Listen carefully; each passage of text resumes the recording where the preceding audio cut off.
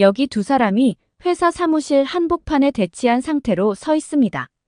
한 명은 키 190은 넘어 보이는 멕시코 남성이고 그의 반대편에 서 있는 남자는 그보다는 작은 키의 아시아 남성인데요. 그들을 둘러싼 이들은 어찌할 바를 모르고 있습니다. 오늘 들려드릴 사연은 이 모든 사건을 지켜본 멕시코 남성에게로부터 온 편지입니다. 그는 자신의 회사에서 벌어진 이 싸움을 보며 굉장한 부끄러움을 느꼈다고 하는데요.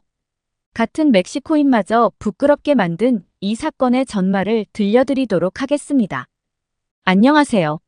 저는 멕시코 몬테레이에 살고 있는 아담 크루스라고 합니다. 저는 다국적 기업의 평범한 회사원으로 지내고 있는데요. 최근 다른 나라의 기업들과의 교류가 활발해지면서 해외 주재원들이 저희 회사로 들어오고 있습니다. 그중 한 국가가 바로 한국이었어요. 처음에는 한국이라는 나라가 굉장히 생소하게 느껴져서 왜 굳이 많은 아시아 국가와 교류를 하는지 이해가 되지 않았습니다. 저는 회사에서 힘있는 목소리를 낼 만큼의 직책은 아니었거든요.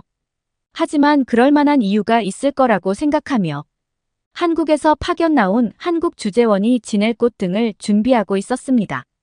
저와 제 동기 호세가 함께 한국 주재원의 거처와 자동차 의전 등을 맡았어요.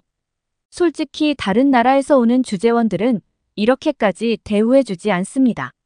하지만 한국 주재원은 달랐어요. 미국, 독일 등에서 일하며 다양한 경험을 쌓았고 저희 회사에 큰 도움이 될 인물이라고 했죠. 오자마자 팀장급으로 일을 하게 되었기 때문에 저희는 어느 정도 긴장 상태였습니다. 특히 한국 주재원의 회사는 자신들의 기술과 노하우 등을 저희 회사의 시스템에 결합해서 남미 시장을 노리려는 것이었어요. 이게 규모가 꽤 크기 때문에 저희 회사도 이번 한국 주재원의 방문에 신경을 쓰고 있었습니다. 그런데 모든 사람이 그런 것은 아니었어요. 저는 모든 사람이 저와 같은 생각은 아니라는 것을 파악하고 있어야 했습니다. 한국 주재원의 의전은 저와 호세가 주로 맡았는데 처음 맡겨진 중요한 임무에 저는 바짝 긴장하고 있었어요. 경험이 없는 사람이 긴장을 하게 되면 오히려 실수를 할 수도 있다는 걸 저는 이번에 처음 알았습니다. 주재원이 머물 집을 계약했었는데 집주인의 실수로 이중 계약이 되어버린 거예요. 이런 경우가 아주 없는 건 아니었기 때문에 몇 번이고 신경 썼는데 문제가 터지고 만 것이죠. 그래서 저는 한국 주재원을 마중 나가는 일을 호세에게 맡겼습니다. 그리고 집주인을 찾아가 문제를 해결했고 문제를 해결할 동안 주재원이 머물 호텔을 예약했죠. 다행히 문제를 잘 해결하고 호세에게 연락을 했는데 이번엔 더 큰 문제가 생겼습니다. 호세가 한국 주재원의 마중을 나가지 않았던 거예요. 분명 마중을 나가라고 했음에도 불구하고 아무렇지 않게 그걸 내가 해야 하는 거였어 라고 말하는데 정말 가슴이 철렁했습니다. 솔직히 다른 나라에서 오는 사람이라면 택시를 타고 넘어오라고 해도 괜찮았습니다. 그런데 한국 주재원의 방문은 정말 중요한 일이었어요. 특히 멕시코 공항에서 짐을 바리바리 들고 온 외국인이 택시를 타고 이동하는 건 위험한 일입니다. 값비싼 물건이 있다는 걸 알기 때문에 강도나 범죄 조직의 타깃이 될 수도 있거든요. 저는 곧장 주재원에게 연락을 했습니다. 화가 나서 제게 소리를 지를 거라고 생각했어요. 하지만 한국인 주재원은 너무나 평온한 목소리로 자신은 괜찮으니 조심히 오라며 저를 되려 안심시켜 주었습니다. 저는 공항에 도착하자마자 고개를 숙여 거듭 사과했어요. 그러자 주재원은 사람이 살다 보면 실수를 할 수도 있는 거고 함께 일을 하다 보면 의사소통에 문제가 있을 수도 있는 것이라 말해주었습니다. 딱 봐도 제가 나이도 어려 보이고 미숙해 보이니 아직 이런 일을 많이 안 해봤을 거라는 걸 직감한 거죠. 정말이지 너무 감사했습니다. 주재원이 문제를 삼아서 회사에 항의를 했더라면 저는 징계를 받았을 거예요. 멕시코는 일처리가 화끈하고 가끔은 잔인할 정도로 가차 없기 때문에 지금까지 그렇다 할 성과도 없고 그럴싸한 일도 해본 적 없는 저는 정말 잘렸을 수도 있습니다. 아주 운이 좋아서 잘리지 않는다고 해도 저를 믿고 중요한 일을 맡겼는데 이런 사고를 쳤다며 회사의 신임을 잃었을 수도 있어요. 하지만 한국 주재원 덕분에 저는 그런 위기에서 벗어났고 다행히 일자리를 잃지 않을 수 있었습니다. 첫 만남부터 이런 일을 겪으니 저는 한국 주재원이 멕시코에서 머무는 동안 정말 최선을 다해서 그를 따라야겠다고 생각했습니다. 지금까지 저희 회사에서 봤던 상사들이 이 한국 주재원만 되어도 좋겠다는 바람을 가지면서요. 저는 현재 주재원이 머물 사택에 문제가 생겼고 일주일 정도 호텔에서 지내야 할 것 같다고 말했습니다. 한국 주재원은 크게 신경 쓰지 않는다고 말했고 주재원을 호텔에 데려다 준 뒤 호세에게 전화를 걸었습니다. 속이 부글부글 끓었지만 겨우 화를 삭히고 호세에게 물었습니다. 대체 왜 마중을 나가지 않은 거야? 내가 보낸 연락을 못 받았어? 이렇게 중요한 날에 연락도 안 되길래. 문자랑 메일도 보냈잖아. 그러자 호는 아무렇지 않게 대답했습니다. 솔직히 난 처음부터 내가 이해가 안 됐어. 한국에서 오는 사람이라며 그 사람이 뭐가 중요하다고 이렇게까지 하는 거야? 한국이 대단한 나라도 아니고. 난 그 사람한테 내 에너지를 쏟고 싶지 않아. 그 한국인이 별말 안 했지. 왜 그러는 것 같아? 자기 한국 국적이 우리한테 끌린다는 거 아니까 괜히 문제 일으키지 않으려고 하는 거야. 너처럼 그렇게 일하면 진짜 피곤해서 어떻게 살겠니? 좀 적당히 하자. 은같이 일하는 사람 피곤하게 만들지 말고 이 말을 들으니까 어안이 벙벙하더라고요. 분명 회사에서 지시를 한 것이고 이해는 그만한 이유가 있는 것인데 회사의 지시는 깡그리 무시하고 자신이 하고 싶은 대로 하는 거잖아요. 하지만 저는 호세가 뒤에서만 이렇게 말할 줄 알았습니다. 설마 면전에다 대고 한국 주재원을 무시할 줄은 몰랐어요. 한국 주재원은 자신을 멕시코 이름으로 리암이라고 소개했습니다. 한국 이름은 진이었어요. 리암은 정말 감사하게도 저희 팀의 팀장으로 오게 되었는데 매우 화기애애한 분위기로 자기소개가 진행되었어요. 그런데 호세는 탐탁치 않은 표정과 말투로 호세 제임스입니다라는 말만 하고 자기소개를 마쳤어요. 호세는 평소 호탕한 성격으로 사람들과 잘 어울려 지내는 사람이었는데 이런 호세가 탐탁지 않은 반응을 하니 팀원들 모두 당황스러운 기색을 감추지 못했고 분위기는 순간 가라앉았습니다. 한국 주재원 리암도 이 이상한 기류를 눈치챘을 거예요. 그런데 그는 아무 일도 없었던 것처럼 분위기를 반전시켰고 자기소개를 한 뒤 30분 만에 저희 팀을 완전히 장악했습니다. 리암은 저희 회사에서 오랫동안 일을 해본 사람처럼 일을 했어요. 멕시코에 오기 전에 저희 회사의 시스템과 실적, 업무 진행 방향, 주력 아이템 등을 파악했더라고요. 다른 부서에 있는 선배에게 듣기로는 한국인들의 일머리는 따라올 사람들이 없다고 하던데 그 말이 무슨 의미인지 바로 알 수 있었습니다. 저희는 모일 때마다 리암의 능력을 추켜 세웠어요. 솔직히 진짜 대단하잖아요. 회사에 다닌 지 1년이나 된 저도 아직 회사가 어떻게 돌아가는지 잘 모르겠는데 리암은 온 지 일주일도 안 되어 회사의 모든 것을 파악했습니다. 대체 한국이라는 나라는 얼마나 대단한 건지 감도 안 잡혔습니다. 그런데 저희와 생각이 전혀 다른 사람이 있었어요. 바로 처음부터 리암을 마음에 들어하지 않았던 호세였죠. 호세는 저희가 모여서 리암의 이야기를 할 때마다 끼어들어서 리암의 험담을 했습니다. 주된 내용은 리암이 온 한국에 대한 이야기였어요. 리암이 일을 잘한다는 이야기를 하면 호세는 리암이 온 나라는 한국인데 사실 한국은 워낙에 가난하고 못 살아서 어릴 때부터 일을 해야 한다며 험담하기 시작했고 이에 그치지 않고 호세는 그 나라는 아주 못 살고 사람들을 착취하는 걸 당연하게 생각하기 때문에 사람들이 일을 잘하게 하기 위해서 별의 별짓을 한다라며 한국 주재원인 리암도 아마 어릴 때 그런 걸 겪어서 일을 좀 잘하는 것처럼 보이는 그런 사람일 거야 라고 했습니다. 그리고 본인이 그런 방식으로 일을 배웠기 때문에 언젠가는 본색을 드러내서 우리한테도 똑같은 짓을 할 거야 라며 북한의 김정은처럼 독재하려고 할 거라며 열변을 토했습니다. 전 해외 소식 이런 건 관심이 없었어서 북한이라는 나라가 한국이었다는 걸 처음 알았어요. 찾아보니 웬 독재자 한 명이 나라를 다스린다고 하더라고요. 그런데 호세가 놓친 것이 하나 있었습니다. 북한과 한국은 다른 국가란 거죠.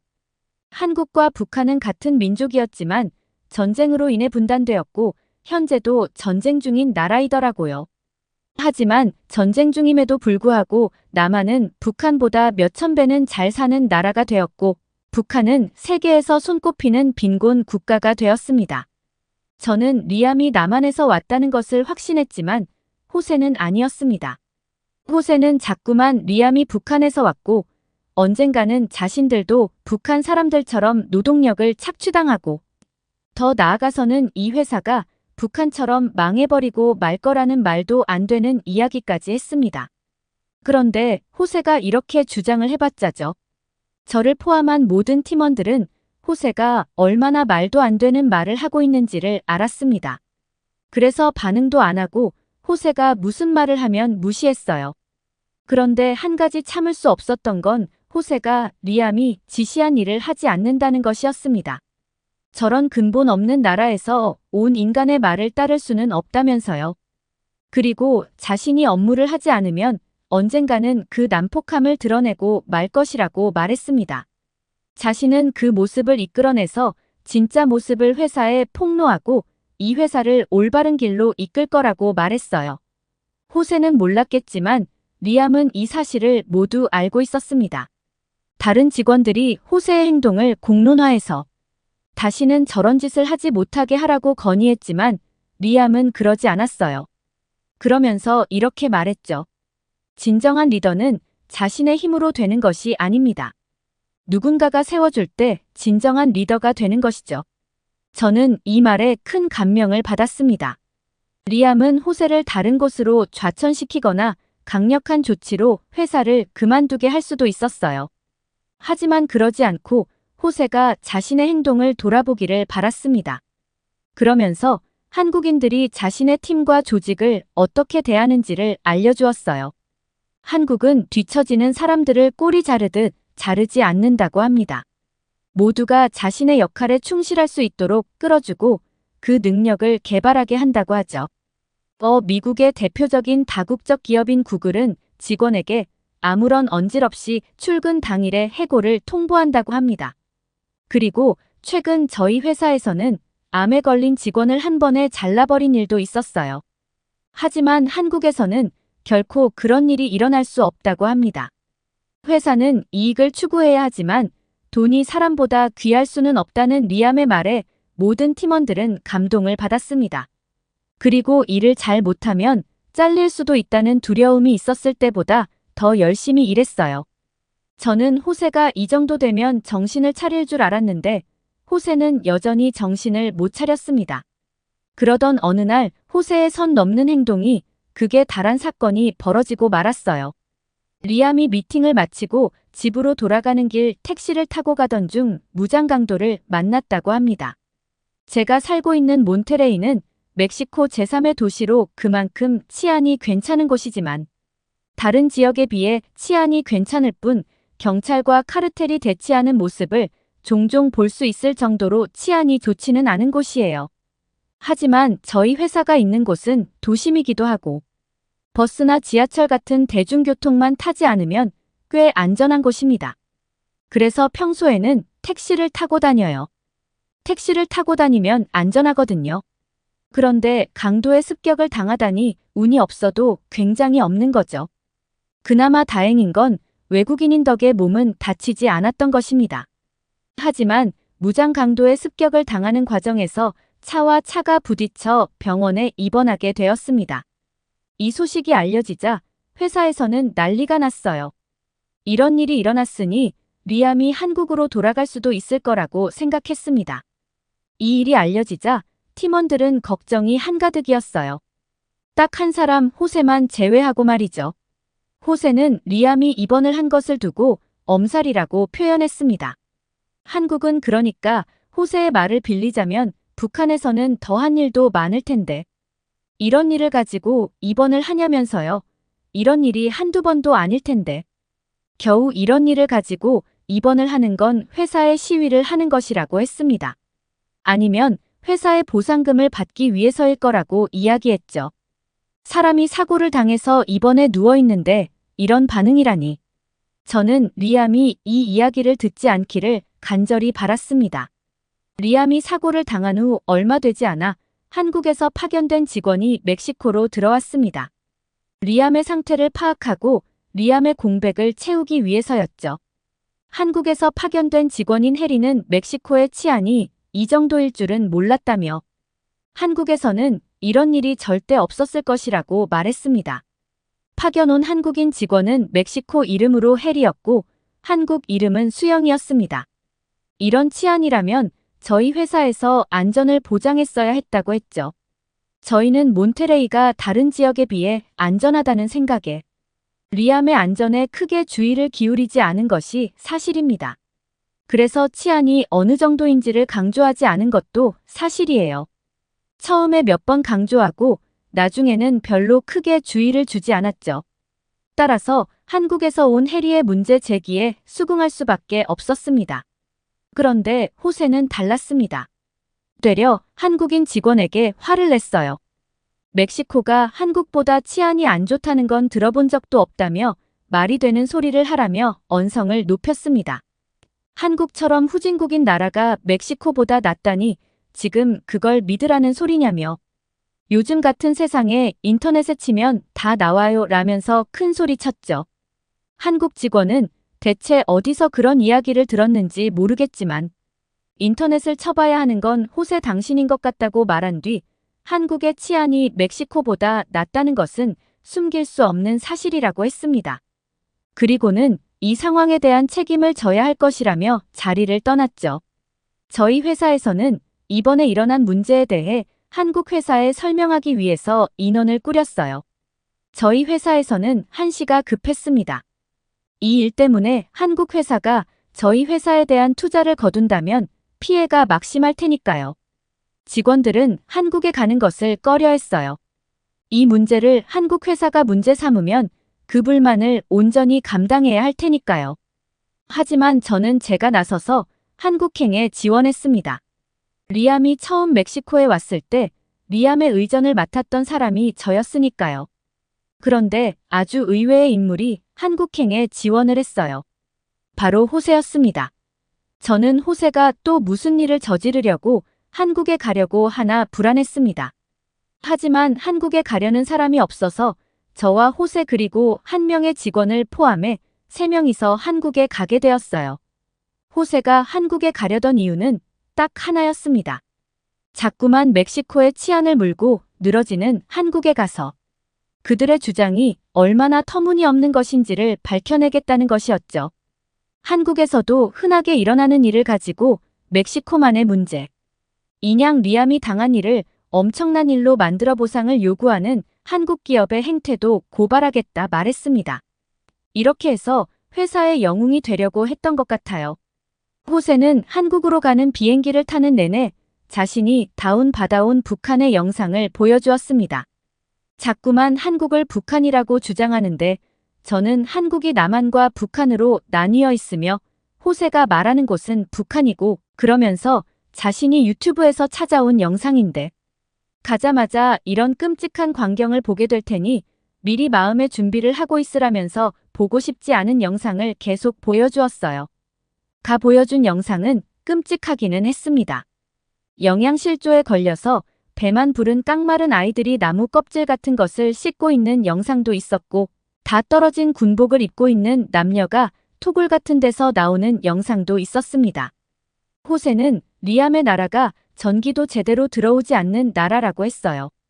밤이 되면 전기가 들어오지 않아서 사람들은 촛불을 켜고 산다고 했습니다. 이게 21세기에 가능한 일이냐면서 침을 튀기며 말을 하더군요.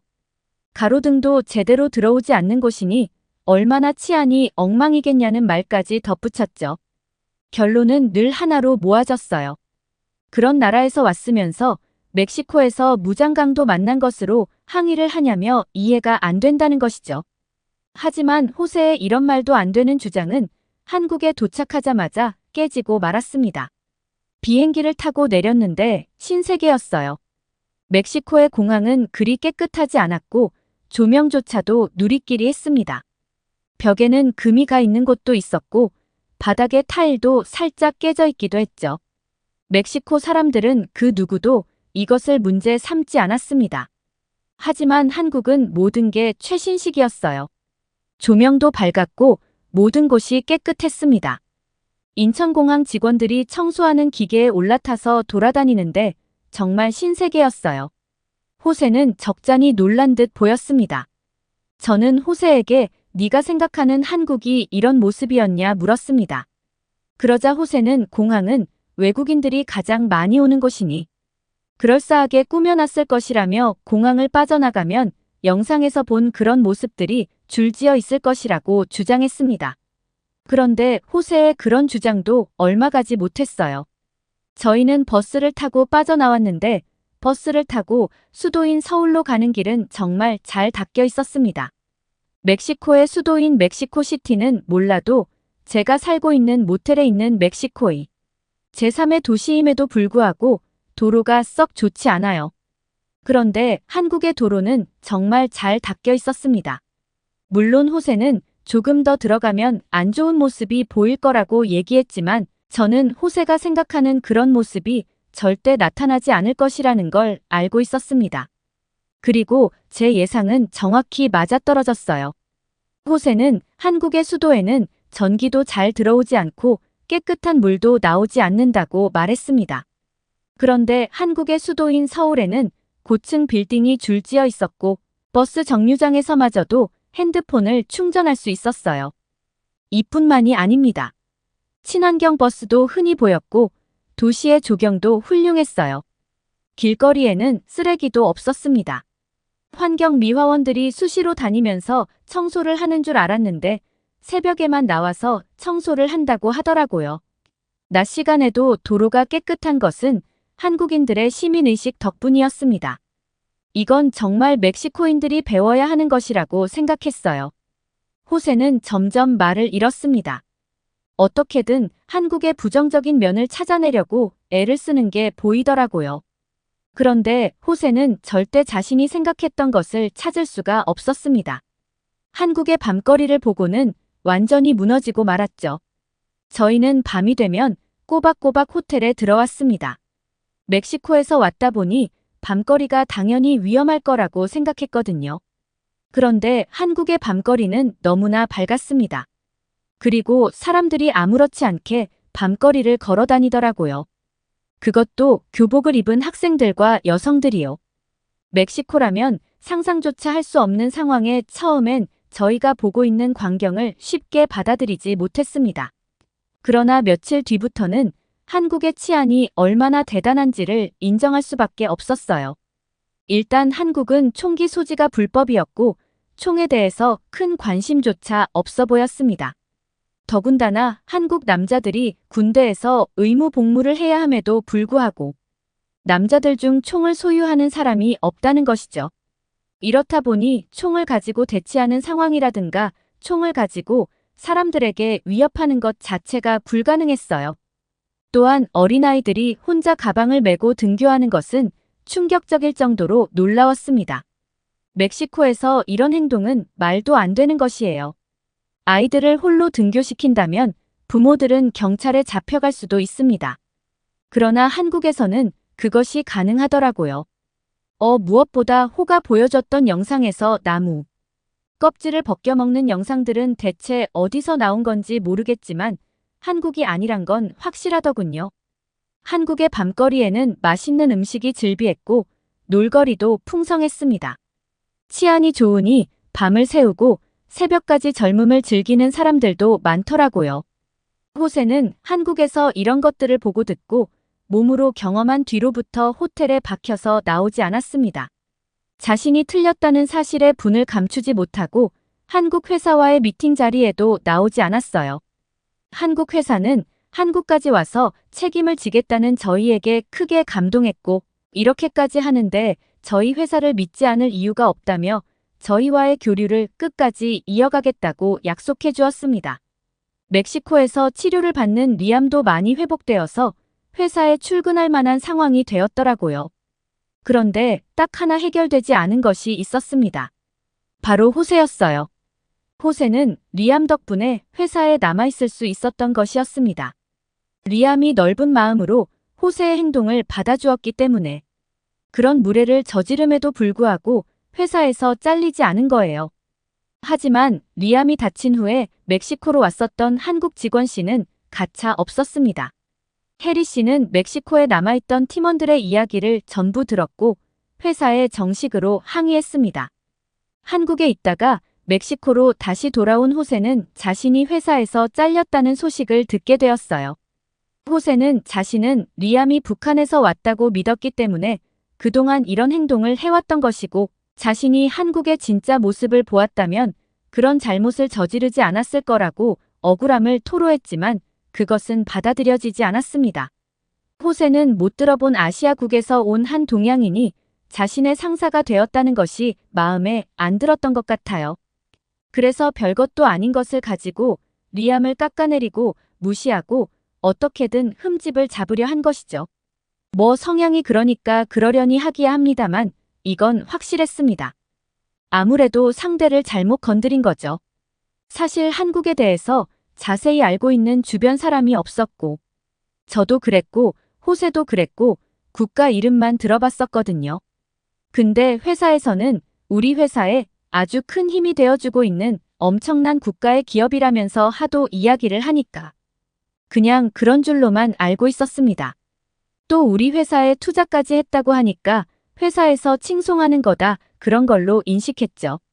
하지만 저희가 직접 한국 주재원이었던 씨를 만나고 실제로 한국에 출장 가서 한국의 땅을 밟아보고 나니 비로소 왜 회사에서 한국이라는 국가 그리고 그 국가의 회사를 중요하게 생각했는지 알겠더라고요. 시간이 흐르고 호세는 아직도 직장을 구하지 못해 빈둥거리는 백수로 지내고 있고 저희 회사는 한국 기업의 도움을 받아 날로 성장해 갔습니다. 저 역시 한국인 리암 옆에서 열심히 일을 배웠더니 승진까지 했습니다. 회사는 매출 증진과 많은 성과를 낸 저희 직원들 모두와 함께 한국으로 휴가 겸 워크숍을 계획하게 되었죠. 그런데 그 소식을 어떻게 들은 건지 호세가 가끔씩 회사 주변을 배회하는 게 눈에 띄더군요. 리암도 그 모습을 봤습니다. 리암은 회사에 있을 때는 기회를 주었겠지만 자신의 잘못으로 회사에서 쫓겨난 완전한 타인이라면 스스로 본인의 삶을 책임져야 호세. 본인 스스로에게도 도움이 될 거라고 말하면서 눈길조차 주지 않았습니다. 언제나 친절하고 착하기만 했던 리암을 봤었는데 와 정말 공과사가 딱 부러지는 훌륭한 마인드를 가졌다는 생각이 들면서 소름까지 돋더군요.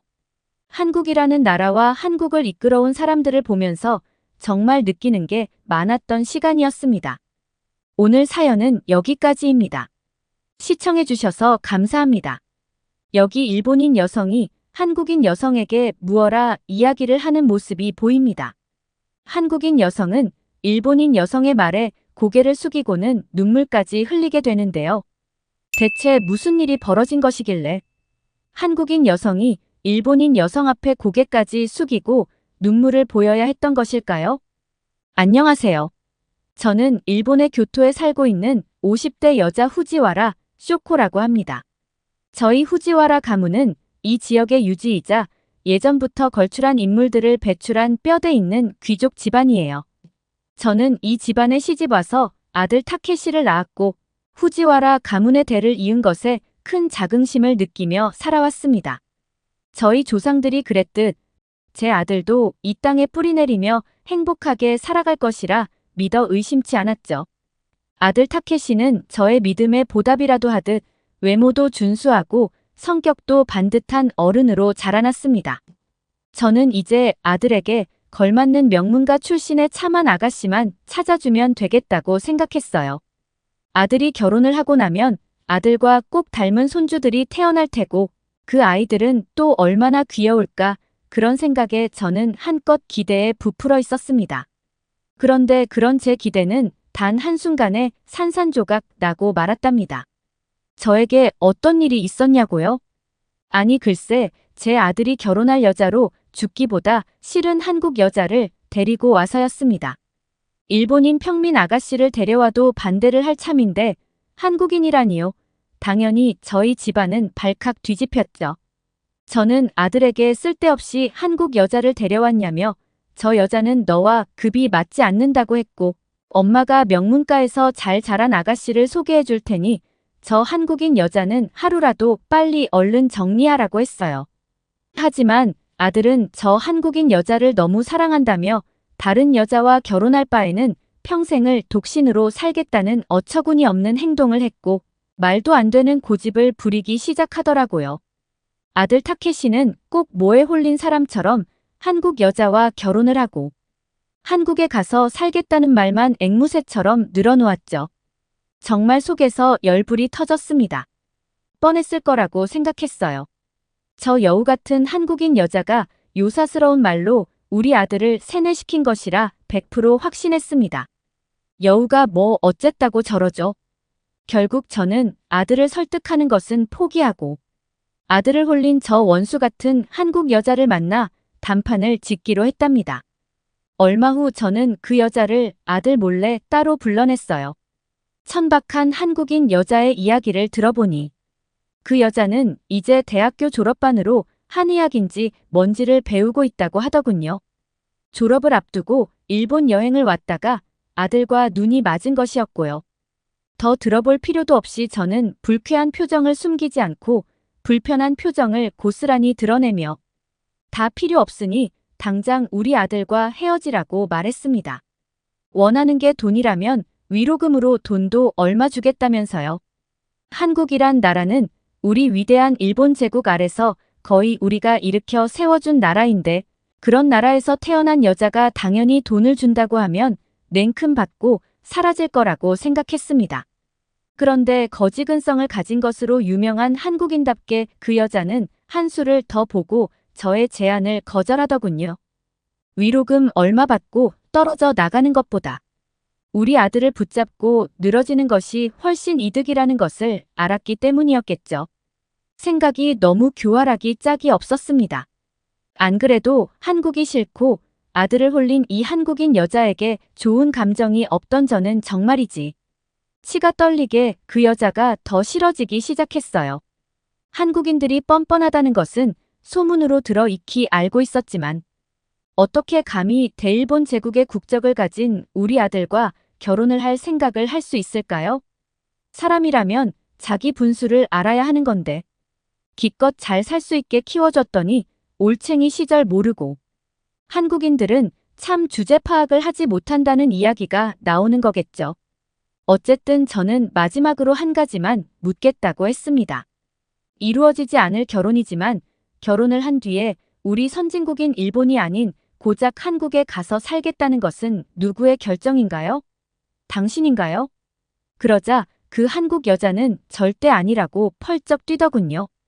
오히려 자신은 결혼을 한 뒤 일본에 살아도 상관없지만 한국에 가서 살고 싶어 하는 것은 우리 아들이라면서 새빨간 거짓말을 늘어놓았어요. 어쩜 얼굴색 하나 변하지 않고 저런 거짓말을 잘하는지 전 속으로 이렇게 생각했죠. 역시 TV에서 보던 대로 한국인들은 은인도 모르는 편협하고 교활한 거짓말쟁이구나.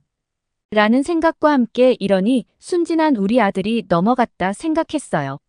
저는 그 여자에게 그렇게 필사적으로 거짓말할 필요 없다고 말했습니다. 이미 무슨 생각인지 다 알고 있다고 말했죠. 당신이 우월한 일본인 남자와 결혼해서 산다는 것이 미개한 한국에서는 자랑거리가 될 만하니까. 한국에 있는 가족들과 친구들에게 자랑하고 싶어. 우리 아들에게 한국 가서 살자고 졸랐다는 것을 다 알고 있다고 말했습니다. 그 말을 하자 그 한국 여자는 가증스럽게도 눈물을 흘리기 시작하더군요. 뻔한 스토리였습니다. 이미 예측했죠. 자신은 정말 진심으로 우리 아들을 사랑한다면서 우는 모습은 더 꼴보기 싫을 뿐이었습니다. 그런데 그때였어요. 어떻게 알게 된 것인지 이곳에 아들 타케시가 나타났고 아들은 저 뱀 같은 한국 여자가 울고 있는 모습을 보고는 저에게 불같이 화를 내기 시작하더군요. 어머니 정말 실망이에요. 어차피 저는 성인이고 어머니가 반대하셔도 전 반드시 이 여자와 결혼할 겁니다. 아들은 그 말을 끝으로 그 여자를 데리고 나가버렸고 저는 저 교활한 한국 여자가 우리 아들을 홀려도 아주 단단히 홀렸다는 것을 다시 한번 깨닫게 되었죠. 전 제게 이런 일이 일어날 줄은 정말 꿈에도 생각하지 못했어요. 예전부터 한국인들 중에는 사기꾼도 많고 거짓말쟁이들도 많다는 소문을 들어오기는 했지만 그 피해자가 제가 될 줄이야 정말이지 하늘이 노래지는 기분이었죠. 저는 너무 답답한 마음에 우익단체인 니혼노 우요쿠단타이를 함께하고 있는 친구에게 전화를 걸어 이 끔찍한 상황에 대해 털어놓았어요.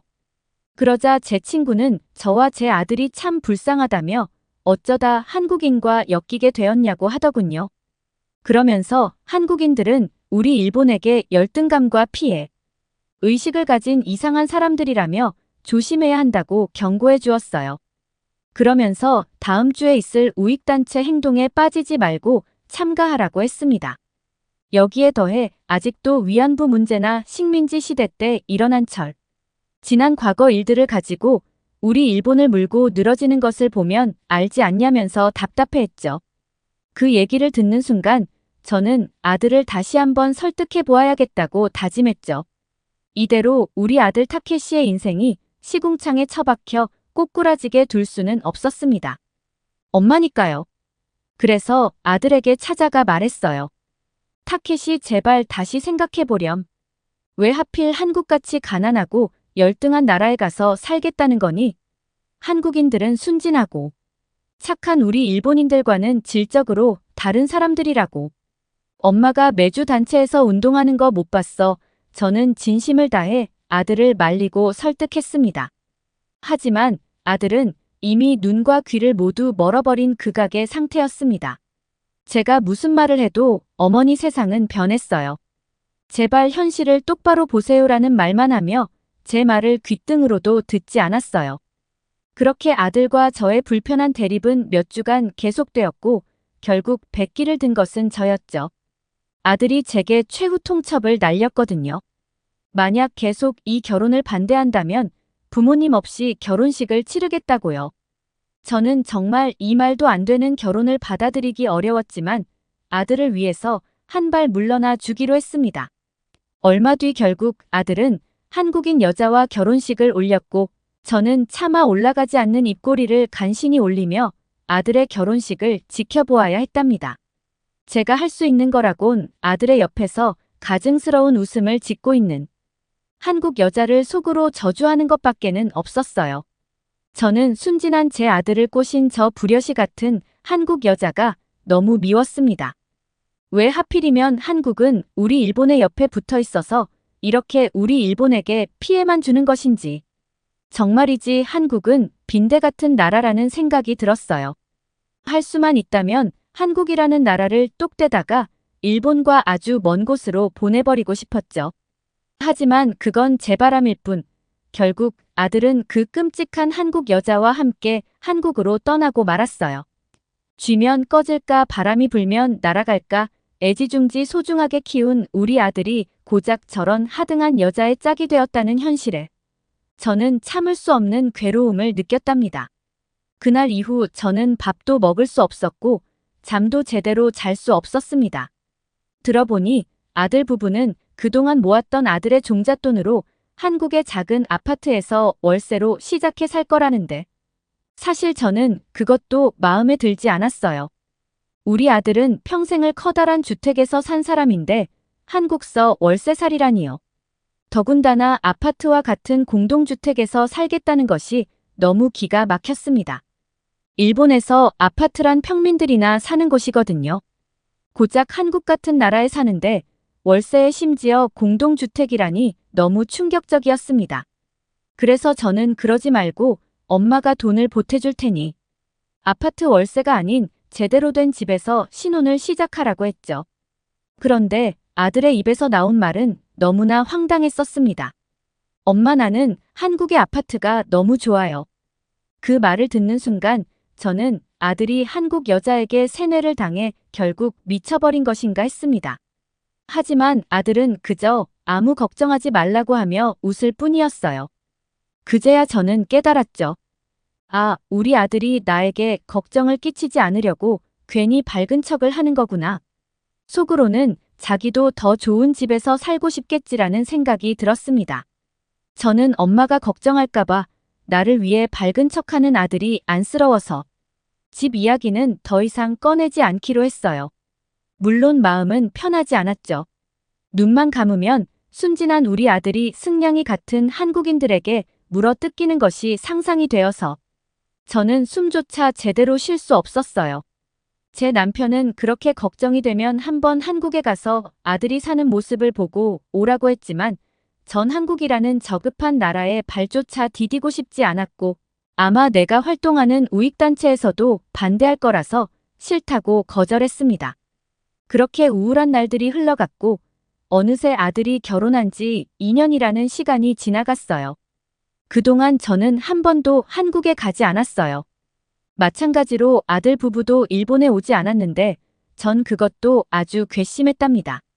글쎄 일본에 오지 못한 이유가 그 여자가 한의대 졸업과 개원 준비로 너무 바빠서 그런 거라지 뭐예요?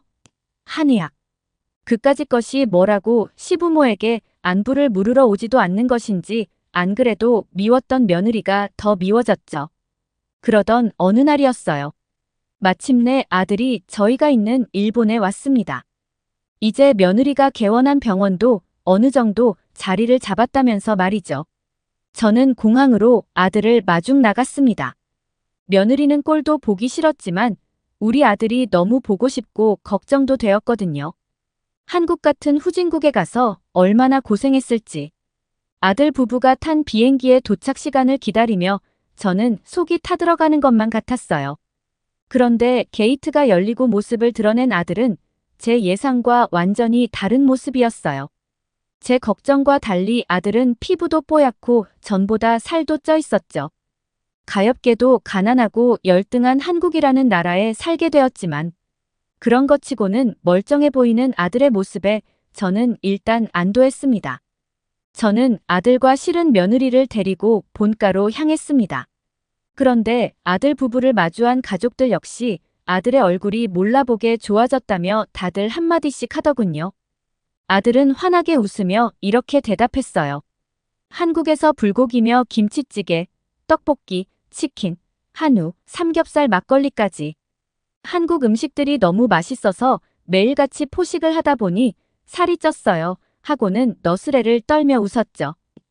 가족들은 한국 음식이 그렇게 맛있냐며 눈을 휘둥그레 뜨며 물었고 아들은 한국 음식은 맛있기만 한 게 아니라 양념 종류와 재료가 무척 다양해서 먹는 재미가 아주 쏠쏠하다고 답했습니다. 저는 아들이 그렇게 말하는 순간 며느리를 노려보았어요. 분명 가족들을 만나면 이렇게 말하라고 아들에게 시켰을 거라고 생각했었기 때문이었습니다. 제가 며느리의 계략을 간파한 것도 모르고 아들은 가족들에게 선의의 거짓말을 계속하더라고요. 저녁을 먹은 뒤 제가 뒷정리를 하려고 하자 아들은 탄식을 하며 이렇게 말했는데요. 확실히 일본에 와서 고향 음식을 먹으니 좋기는 한데 너무 달고 짜기만 해서 말이죠. 한국에 김치라도 있었으면 좀 괜찮았을 텐데 이런 말을 꺼내더라고요. 또 어떤 날은 가족들과 함께 가까운 곳에 나들이를 갔었는데 아들이 뜬금없이 일본은 돈을 들고 다녀야 해서 불편한 것 같아요. 일본에 살 때는 사실 몰랐는데 한국에 살아보니 불편한 게 이만저만 많네요라는 것이었죠. 전 아들의 말에 좀 황당했었습니다. 아니 그럼 돈을 지갑에 들고 다니지 그럼 뭘 들고 다니니? 라며 물었는데요. 아들은 한국에서는 지갑에 거의 현금 들고 다니는 사람들이 없다고 말하더군요. 그 말에 저는 웃음이 났었습니다. 아니 당연하겠죠. 형편없이 가난한 나라에 사니까 경제적으로 어려운 사람들이 많을 테고 현금을 들고 다닐 돈조차 없는 사람들이 태반이었을 테니까요. 그래서 아들에게 한국이 좀 가난하긴 하지. 그래도 어쩌겠니? 너가 선택해서 간 나라인데 라면서 아들을 달래주었습니다. 그러자 아들은 무슨 황당한 소리를 하냐는 듯한 표정으로 저를 바라보더니 이랬습니다. 엄마 무슨 소리예요? 한국 엄청 잘 사는 나라예요. 내가 보기엔 우리 일본보다 한국이 한 10년은 앞서 있는 나라 같은데요. 한국은 요즘 일본에서 첨단이라는 신용카드도 안 들고 다녀요. 휴대폰으로 모두 결제하죠 이러는 거예요.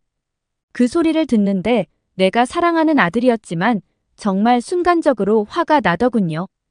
이 녀석이 한국에 가더니 감히 일본을 폄하할 정도로 한국인이 다 돼버렸다는 생각에 옆에 따라오던 한국인 며느리를 쥐어받고 싶었습니다. 이쯤에서 저는 참을 수가 없어 아들에게 말했습니다. 그런 눈에 뻔히 보이는 거짓말은 그만하라며 엄마가 걱정할까봐 그러는 거라면 그만하라고 말했죠. 그리고는 일본보다 열등한 나라인 한국이 일본보다 10년은 앞선다니. 무슨 그런 말도 안 되는 말을 하냐고 말하면서 괜히 다른 데서 그런 얘기하지 말라고 했습니다. 엄마 친구들이 들었으면 크게 화를 냈을 거라고 말이죠. 그러자 아들은 내가 왜 엄마에게 거짓말을 하냐면서 진짜 한국이 일본보다 지금은 더 잘 사는 나라가 맞다고 끝까지 잡아떼더군요. 그래서 저는 이렇게 물었어요. 너희의 말이 거짓이 아니라면 내가 직접 한국에 가서 두 눈으로 확인해봐도 되겠네 라고 말이죠. 그 말을 하자 아들과 며느리가 살짝 당황해하는 게 보이더군요. 저는 옳다구나 싶어서 너희가 한국으로 다시 돌아가는 날 나도 따라서 갈 테니 그런 줄 알라며 큰 소리로 이야기했습니다. 그러자 아들은 당황한 표정으로 그렇게 하라고 하더군요. 아마 자신이 좋다고 말하면 제가 됐다고 그냥 한 말이라고 말할 줄 알았겠죠. 하지만 저는 저 뻔뻔한 며느리의 한국을 짓밟아주고 싶었어요. 제가 정말로 따라가겠다고 말하자 아들 부부는 알겠다고 하며 제 비행기 티켓을 예매하더군요. 그 모습을 보며 저는 속으로 이렇게 생각했습니다. 이제 나에게 한국의 실제 모습을 들키게 생겼으니 속으로 똥줄이 타고 있겠지. 조금만 기다려라. 내가 진짜 한국의 실체를 다 까발려줄 테니 라고 말이죠. 그 이후에 우익단체 친구들에게 이 얘기를 했더니 영상을 찍어오라더군요. 영상을 찍어오면 우리 단체에서 운영하는 유튜브에 모조리 공개해서 한국의 진짜 모습들을 우리 대 일본 국민들에게 전파하자고 말이죠. 저는 그 말에 동의하고 알겠다고 말했습니다. 그렇게 며칠 뒤 저는 한국행 비행기에 몸을 싣게 되었답니다. 비행기 안에서 저는 한 가지 다짐을 했어요. 한국의 끔찍한 실체를 확인한 뒤 가능하다면 아들을 이혼시키고 다시 일본으로 데리고 오자고 말이죠. 그래서 저는 비행기에서 내리자마자 당장 너희가 산다는 월세집으로 안내하라고 했어요. 아들이 지내고 있는 열악한 환경의 모습을 제 눈으로 확인해야 며느리를 혼내줄 수 있으니까요. 그런데 아들의 입에서 충격적인 말이 나오더군요. 세상에 글쎄 아들은 서울도 아니고 인천이라는 곳 한켠에 있는 송도라는 곳에서 살고 있다고 하더군요. 그러면서 공항과 가깝다더니 웃기까지 하더라고요. 가끔 미디어에서 한국이 나오는 걸 보면 번드르르한 곳은 모두 서울이었던 걸로 봤는데 그런 서울도 아닌 변두리 지역에 있는 곳에서 우리 아들이 살고 있다는 생각에 저는 억장이 무너지는 것만 같았습니다. 저는 아들 부부를 이혼시키겠다는 제 다짐을 다시 확고히 다지며 얼른 너희 집으로 가보자고 재촉했죠. 그렇게 저는 아들 부부와 택시를 타고 이동하기 시작했습니다. 그런데 가면 갈수록 뭔가 이상했습니다. 차창 밖으로 높이 솟은 화려한 건물들과 깨끗하게 정돈된 공원 잘 차려입은 사람들이 보였거든요. 그래서 저는 이곳이 수도인 서울인 줄 알았어요. 저는 속으로 택시 안에서 서울을 지나쳐 가야 그 송도라는 곳이 나오는구나 싶었습니다. 그런데 앞자리에 앉아있던 아들의 입에서 뜬금없는 이야기가 흘러나왔어요. 엄마 여기가 지금 우리가 사는 송도라는 곳이에요. 어때요라는 말이었죠. 그때를 회상해보면 정말 그때 너무 당황했었습니다. 그럴 만도 했죠. 아니 사실 이건 말이 안 됐었어요. 우리 일본도 제2의 도시라 불리는 오사카와 비교해도 아니 일본 수도인 도쿄보다도 훨씬 더 최첨단화된 도시 같은 모습을 하고 있었으니까요. 저는 어안이 벙벙해졌지만 가까스로 정신줄을 부여잡고 이렇게 생각했습니다. 그래, 공항하고 가까우니 보이는 부분들은 이렇게 화려하게 해놓을 만하지. 안으로 들어가면 형편없을 거야 라고 말이죠. 하지만 송도라는 도시 깊숙이 들어가는데도 어마어마한 위용을 자랑하는 현대화된 도시의 모습은 끝이 날 기미를 보이지 않았습니다. 속으로 제발 이 첨단화된 도시가 사라져라, 사라져라 되뇌이고 있었는데 아들이 말했습니다. 엄마 다 왔어요. 내릴 준비하세요라는 거였죠. 그때 정말 엄청 당황했었어요. 택시에서 내리고 아들이 월세로 살고 있다는 집에 도착했을 때 저는 사실 입을 다물기 힘들 정도로 경악하고야 말았었습니다. 아들이 월세로 지내고 있다는 엄청나게 높은 아파트는 도쿄에서도 메인 중심지에나 가야 볼 수 있을 만큼 어마어마하게 높고 세련되어 보였거든요. 도저히 이게 상업 빌딩이 아닌 아파트라고 보기 어려웠을 정도였습니다. 저는 다 쓰러져가는 건물을 마주하게 될 것이라 예상했는데 택시에서 내리면 당장에 한국의 모습을 까발리겠다 영상을 찍으려 켜뒀던 휴대폰 동영상 모드를 꺼야만 했죠. 저는 놀란 마음을 진정시키고 아들의 집으로 올라갔습니다. 그런데 현관문을 연 순간 전 입을 떡 벌리고 말았습니다. 집 내부 공간이 무척 넓고 쾌적한 것은 물론 도시의 아름다운 전경이 훤히 보이는 뷰가 제 눈길을 확 사로잡더군요. 일본은 사실 아파트는 서민들이 사는 곳이고 돈 있는 사람들은 거의 주택에 거주해요. 그래서 이런 도시를 내려다볼 수 있는 곳은 도쿄 중심에 있는 빌딩을 일부러 찾아가지 않는다면 사실 어렵습니다. 뿐만 아니라 아들 집 곳곳에 붙어있던 한국 브랜드의 삼성과 LG, 가전기기들은 저희 집에서 쓰고 있는 소니와 파나소닉 제품들보다도 정말 몇십 년은 앞선 것처럼 화질이나 기능들이 좋았었죠. 우리 일본은 한국 제품 쓰는 사람들이 아주 덜어있긴 하지만 거의 없습니다. 심지어 한국에서 만든 자동차뿐만 아니라 삼성에서 만든 휴대폰조차도 쓰는 사람이 거의 없습니다. 한국에서 중국 자동차, 중국 휴대폰 하면 어떤 느낌이 드시나요? 아마 지금 속으로 드는 생각이 우리 일본 사람들은 느끼고 있다고 보면 되죠. 일본에서 한국 제품은 그 정도라고 거의들 생각하니까요. 언론에서 한국 제품이 훌륭하다 칭송해도 사실 우리는 믿고 싶지 않아서 채널을 돌리기도 하고 아예 한국 물건들을 사야겠다는 생각조차도 하지 않습니다. 그런데 아들 집에서 거의 반강제로 한국 제품에 눈을 뜨게 된 거죠. 무엇보다 제가 놀랐던 것은 한국 아파트의 냉난방 시스템이었는데요. 아니, 거실에 코타츠가 없어서 이상했었거든요. 코타츠는 거실 테이블에 이불이 붙어 나오는 건데 추운 겨울이면 일본에서는 없어서는 안 될 필수품이에요. 심지어 집안에 온풍기조차도 없더군요. 아직 겨울이 아니라서 창고에 넣어둔 건가 싶어서 아들에게 이야기했더니 아들은 웃으면서 한국에서는 그런 게 필요 없다고 말하더라고요. 그리고 나서 만난 신문물에 전 정말 너무 놀랬었습니다. 한국 사람들은 외부에 있든 집안 내부에 있든 휴대폰 어플을 통해 원격으로 아파트 내부의 온도를 조절할 수 있다고 하더군요. 그러니까 한국인들은 훌륭한 전자제품들 덕분에 밖이 얼마나 춥고 덥더라도 집에 도착하는 순간 바로 쾌적하게 생활할 수 있다는 거죠. 사실 일본의 전자제품도 굉장히 좋거든요.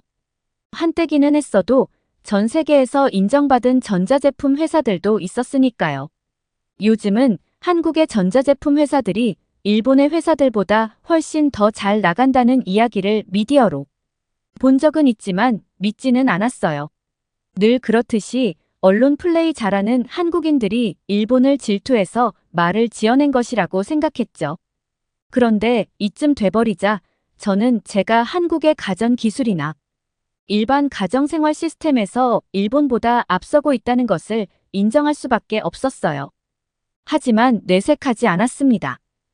그러고 있는 사이 한국인 며느리는 저녁 식사를 준비했고 얼마 지나지 않아 곧 시어머니인 제게 처음으로 상다리가 부러질 만큼 한식이 차려졌는데 저는 선뜻 젓가락이 움직여지지 않았습니다. 며느리가 준비한 음식은 난생 처음 보는 음식들이었기 때문이었습니다. 아들은 음식을 가리키며 도토리묵과 간장게장, 그리고 고기를 가리키며 저건 한국 궁중 요리인 떡갈비라고 말해주더군요. 저는 며느리에게 톡 쏘는 말투로 한국에서도 우리 일본 초밥집이나 텐동집들을 많이들 찾는다는데 그냥 일식당에 가면 되지 뭐 하려고 쓸데없이 이런 음식을 만들었니? 라고 말했습니다. 그리고는 한숨을 푹 쉬었죠. 그런데 제 아들은 저는 신경 쓰지도 않고 뭐가 그리 좋은지 연신 젓가락을 움직이며 밥을 먹더군요. 그래도 차린 성의가 있으니 먹기는 해야겠지라는 생각에 미역국이라던 국물을 한 수저 떠먹었습니다. 아니 그런데 자존심 상하게도 너무 맛있더군요.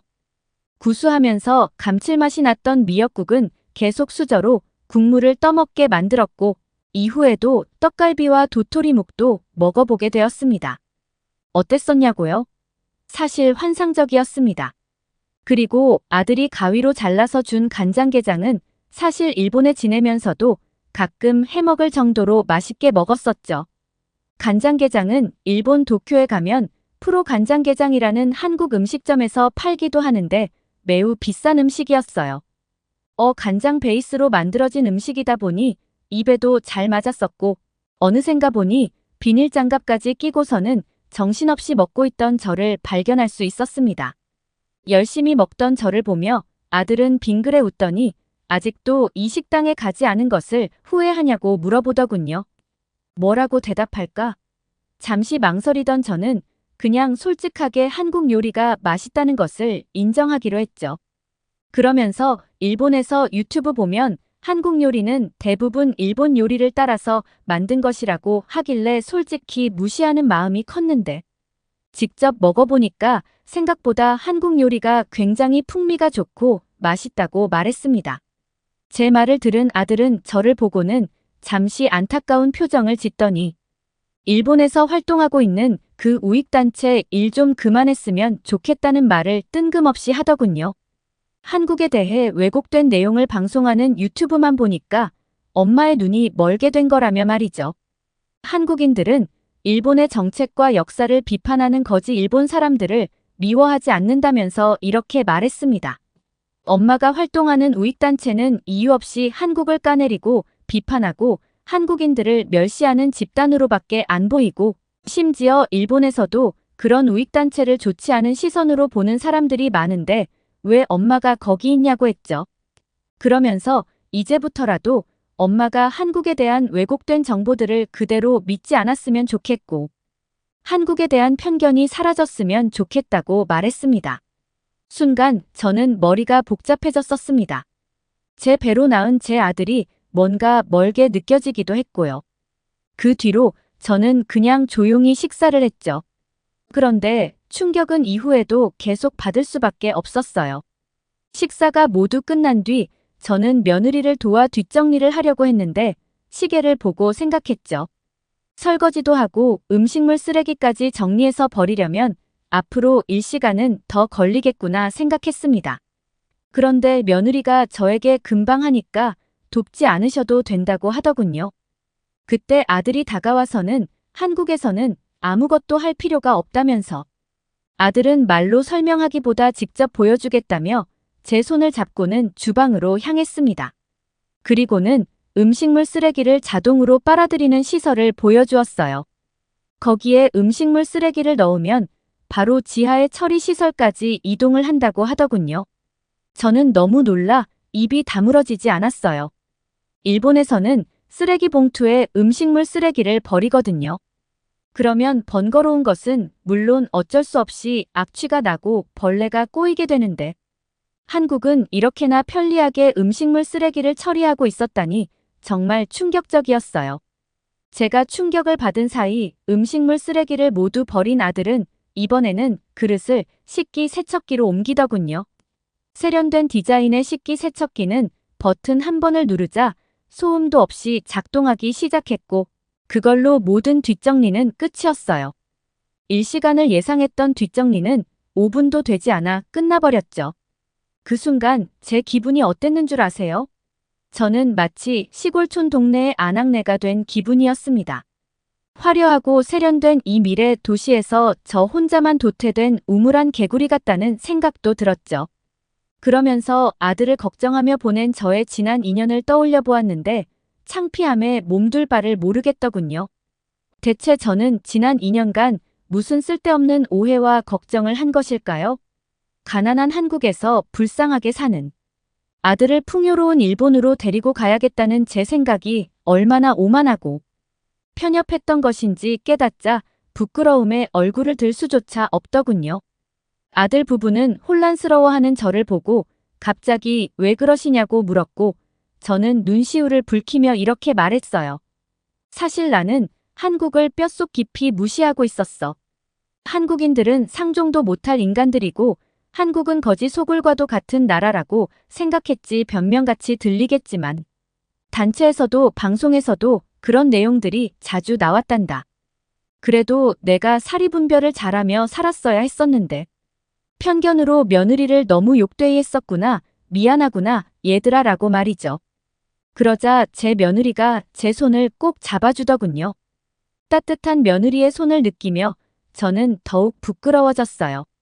한국을 무시한 일본인 시어머니를 기꺼이 포용하고 감싸주는 한국인 며느리의 넓은 마음에 저는 절로 고개가 숙여졌죠. 그날 밤 저는 민망함을 느끼며 잠자리에 들었고 다음 날 또 다른 놀라움을 경험하게 되었답니다. 제 며느리는 그동안 아들을 그리워하며 지냈을 제 마음을 헤아려주며 제게 침도 놓아주고 보약도 지어주고 싶다고 했어요. 그렇게 저는 며느리의 손에 이끌려 며느리가 운영 중인 한의원에 가게 되었답니다. 한의원에 도착하자 생전 처음 맡아보는 약재의 냄새가 나더군요. 그러자 저는 불안해지기 시작했죠. 제가 어제 많이 반성하기는 했지만 한의학을 접해보는 것은 또 다른 이야기니까요. 하지만 이미 엎질러진 물이었어요. 여기까지 온 이상 저는 진찰을 받을 수밖에 없었죠. 제가 요즘 손목이 아픈 것 같다고 하자 며느리는 침을 놓아주겠다고 했고 그렇게 저는 생전 처음으로 침을 맞게 되었어요. 얼마쯤 지났을까? 드디어 시술이 끝났고 저는 떨리는 마음으로 손목을 돌려보았어요. 그런데 세상에 아까보다 손목의 통증이 훨씬 덜한 게 아니겠어요. 사실 제 손목이 고장난 지는 한참 되었지만 일본의 병원비가 워낙 비싸서 치료를 받을 엄두를 못 내고 있었거든요. 손목 물리치료라는 것이 한 번에 효과가 나타나는 것도 아니고요. 그런데 이렇게나 쉽게 손목의 상태가 나아지다니. 깜짝 놀라 며느리를 바라보자 며느리는 부끄러운지 조용히 미소 짓더군요.